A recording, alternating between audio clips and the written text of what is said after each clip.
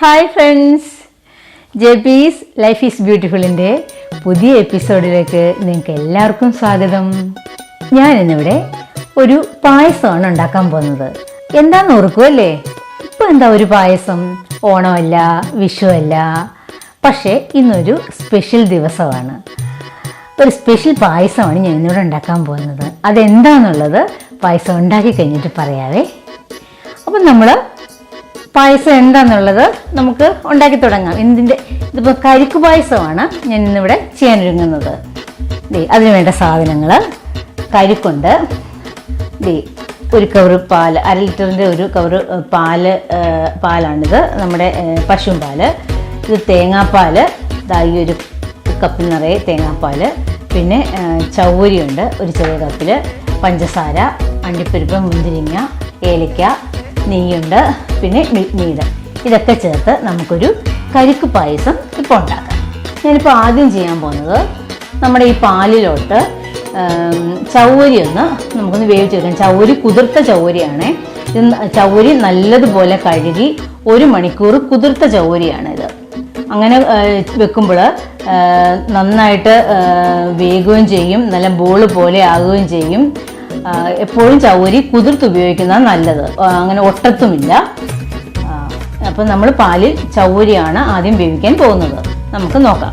ഇത് പാല് ഈ ഒരു പാത്രത്തിലേക്ക് ഞാൻ ഒഴിച്ചു. ഇനിയിപ്പം ചൗവരി ഇതിട്ട് കൊടുക്കുകയാണേ.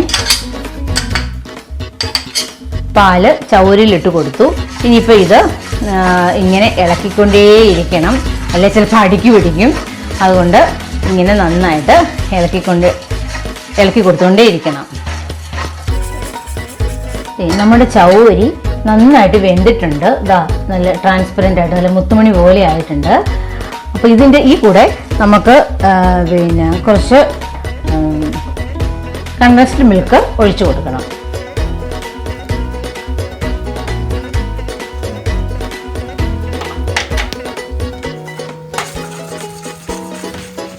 കൂടെ കുറച്ച് പഞ്ചസാരയും.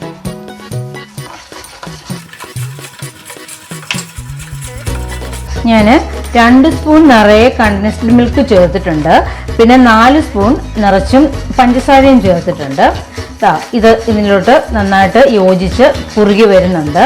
ഇത് കുറച്ചുകൂടി കുറുകി വരുമ്പോൾ നമ്മളിത് ഓഫ് ചെയ്ത് ഇനിയിപ്പോൾ നല്ലതുപോലെ ആറിയിട്ട് വേണം ഇതിനകത്ത് ബാക്കി പരിപാടികളെല്ലാം ചെയ്യാൻ.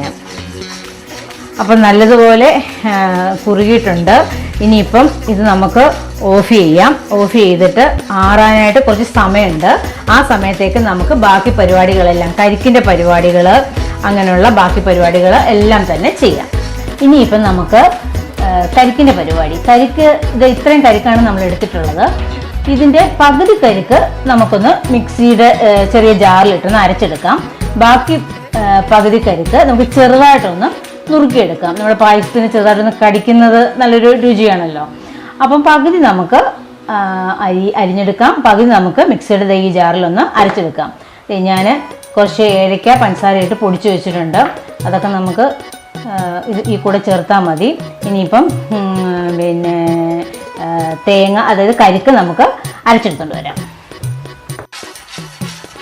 നമ്മുടെ സ്റ്റൗവ് ഓഫ് ചെയ്തിരിക്കുകയാണ്. എങ്കിലും നമ്മൾ ഇടയ്ക്ക് വന്നൊന്ന് ഇതൊന്ന് ഇളക്കി കൊടുക്കണം. കാര്യം ഇതിന് പാട കെട്ടാൻ പാടില്ല. നമ്മൾ മറ്റുള്ള പണി നമുക്ക് ചെയ്യാം, ആ കൂടെ ഇടയ്ക്ക് വന്നിട്ട് ഇതൊന്ന് ഇളക്കിയും കൂടെ കൊടുക്കണേ. കുറച്ച് കരിക്ക് ഞാൻ നന്നായിട്ട് അരച്ചിട്ടുണ്ട്. കുറച്ച് കരിക്ക് നുറുക്കി വെച്ചിട്ടുണ്ട്. ഈ കരിക്ക് എടുക്കുമ്പം ഒരു കാര്യം പ്രത്യേകം ശ്രദ്ധിക്കണം. ഈ കരിക്കിൻ്റെ പുറത്തുള്ളൊരു തൊലി ഉണ്ടല്ലോ, ഒരു മഞ്ഞ കളറിലെ, അതൊട്ടും ഉണ്ടാവാൻ പാടില്ല. അത് ചിലപ്പം ഉണ്ടെങ്കിൽ ചിലപ്പം കഴിക്കാൻ സാധ്യതയുണ്ട്. അതുകൊണ്ട് നല്ല വൈറ്റ്, നല്ല ക്ലീനാക്കി തന്നെ കട്ട് ചെയ്തെടുക്കണം കരിക്ക്. നമുക്കിനി ഈ അണ്ടിപ്പരിപ്പും മുന്തിരിങ്ങായി നെയ്യിലിട്ടൊന്ന് വറുത്തുകൂടി വെക്കാം. 1 സ്പൂൺ നെയ്യ് ഇട്ട് കൊടുത്തിട്ടുണ്ട്. നമുക്കിതിലേക്ക് നമ്മുടെ അണ്ടിപ്പരിപ്പ് ഇട്ട് കൊടുക്കാം. ആദ്യം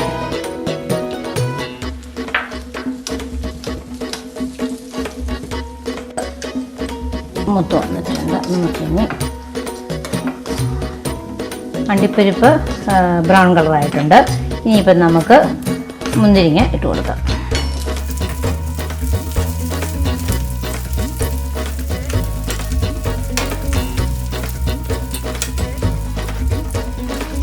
നമ്മുടെ മുന്തിരിങ്ങായും നല്ല ബോൾ പോലെ ആയിട്ടുണ്ട്. ഇനി തീ ഓഫ് ചെയ്യാം. ഇനി നമുക്ക് ഈ പാലിലേക്ക് ആദ്യം കരിക്ക് അരച്ചതിട്ട് കൊടുക്കാം. തീ കത്തിക്കുന്നില്ല കേട്ടോ, ആ ഒരു പാത്രത്തിലേക്ക് ഇട്ട് കൊടുക്കുക എന്നുള്ളതേ ഉള്ളൂ. തീ ഇനിയും കത്തിക്കേണ്ട കാര്യമില്ല. ഇനിയും നമ്മൾ നുറുക്കി വെച്ചിരിക്കുന്ന അടുത്ത കരിക്കൂടെ ഇട്ട് കൊടുക്കാം.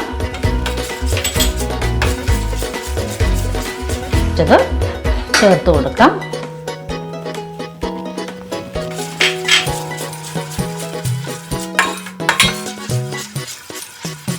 പൊടിച്ച ഏലക്ക നമ്മൾ ഇതിലിട്ട് കൊടുത്തു. ഇനി ഇപ്പം നമ്മൾ നമ്മുടെ തേങ്ങാപ്പാല് ഇതിലോട്ട് ഒഴിച്ചു കൊടുക്കാം.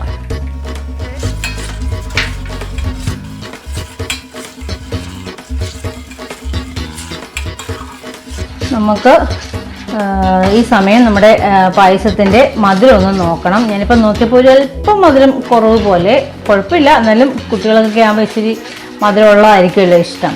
ഞാൻ എന്തായാലും 2 സ്പൂൺ പഞ്ചസാരയും കൂടെ ചേർക്കുകയാണ്.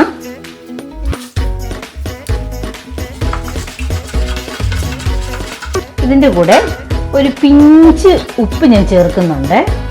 വേണമെങ്കിൽ ചുക്കുള്ളവർക്ക് ചുക്കും ചേർക്കാം, അതൊക്കെ ഓപ്ഷണലാണ്, അതൊക്കെ ആവശ്യമുണ്ടെങ്കിൽ മാത്രം.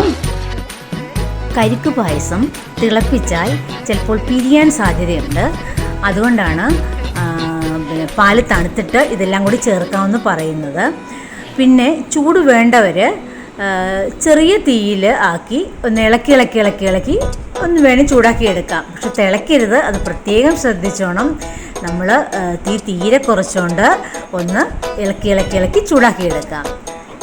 ഇപ്പോൾ നമ്മുടെ പായസം റെഡി ആയിട്ടുണ്ട്. ഇനിയും അണ്ടിപ്പരിപ്പും മുന്തിരിങ്ങയും ഇട്ട് ഇതിനെ ഒന്ന് അലങ്കരിക്കാം.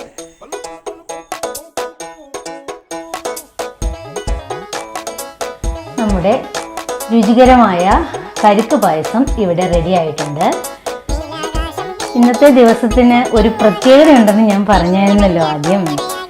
അത് എന്താണെന്ന് പറയട്ടെ. ഇന്ന് എൻ്റെ മോൻ്റെ ബർത്ത്ഡേ ആണ്. എൻ്റെ മൂത്ത മോൻ്റെ. എനിക്ക് 2 മക്കളാണ്. മൂത്ത ആള് രാഹുൽ ദുബായിൽ മെക്കാനിക്കൽ എഞ്ചിനീയറായിട്ട് ജോലി ചെയ്യുന്നു. മോള് മാരീഡാണ്, ജസ്റ്റ് ഡിഗ്രി കഴിഞ്ഞതേ ഉള്ളൂ. MBAയുടെ സ്റ്റാർട്ടിങ് നടക്കുകയാണ്. ഒരു കല്യാണം വന്നത്, നല്ല ഒരു ബന്ധമായിട്ട് നമുക്ക് തോന്നി. ഉടനെ കല്യാണം നടന്നു. ഇപ്പം കല്യാണം കഴിഞ്ഞിട്ടിപ്പം 8 മാസം കഴിഞ്ഞതേ ഉള്ളൂ. ആ മോൻ അശോക് കാനഡയിൽ സോഫ്റ്റ്വെയർ എഞ്ചിനീയറായിട്ട് ജോലി ചെയ്യുന്നു. മോനിപ്പം മോളെ കൊണ്ടുപോകാനായിട്ട് വരാനിരിക്കുകയായിരുന്നു ഏപ്രിൽ മെയ് ഒക്കെ. അപ്പോഴാണ് കൊറോണയുടെയൊക്കെ പ്രശ്നം വന്നത്. അപ്പം മോളിപ്പം ഉണ്ട്, ആലപ്പുഴയിലാണ് അശോകിൻ്റെ വീട്. പിന്നെ ഹസ്ബൻഡ് ജയപ്രകാശ്, അദ്ദേഹം സഹകരണ വകുപ്പിൽ സീനിയർ സൂപ്രണ്ടായിട്ട് ജോലി ചെയ്യുന്നു. ഇതാണ് എൻ്റെ ഫാമിലി. അപ്പോൾ എൻ്റെ മോന് വേണ്ടി ഞാൻ യൂട്യൂബ് വഴി ഞാനിപ്പം ഈ പായസം ഡെഡിക്കേറ്റ് ചെയ്യുന്നു. ഹാപ്പി ബർത്ത്ഡേ ജിനുട്ടാ. നമ്മുടെ മോനെ ജിനു എന്നാണ് വിളിക്കുന്നത്. രാഹുൽ പ്രകാശ് എന്നാണ് പേര്. മോളി രവീണ, അവനെ നമ്മൾ വിളിക്കുന്നത് ജിനു എന്നാണ്. അപ്പോൾ ഒരിക്കൽ കൂടി അവന് ഞാൻ ബർത്ത്ഡേ വിഷ് ചെയ്യുന്നു. Happy birthday.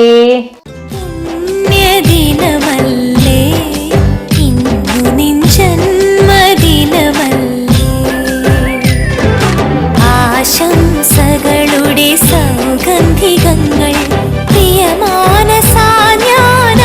നമ്മുടെ ഈ വീഡിയോ ഇഷ്ടപ്പെട്ടാൽ ലൈക്കും ഷെയറും ചെയ്യണേ. ചാനൽ സബ്സ്ക്രൈബ് ചെയ്യാത്തവർ സബ്സ്ക്രൈബ് ചെയ്യണേ. പിന്നെ അതിൻ്റെ തൊട്ടടുത്തുള്ള ബെല്ലൈക്കൺ ഞെക്കി ഓൾ പ്രസ് ചെയ്യുവാണെങ്കിൽ നമ്മളിടുന്ന വീഡിയോയുടെ നോട്ടിഫിക്കേഷൻ നിങ്ങൾക്ക് ഉടൻ തന്നെ കിട്ടുന്നതായിരിക്കും. Okay, thank you.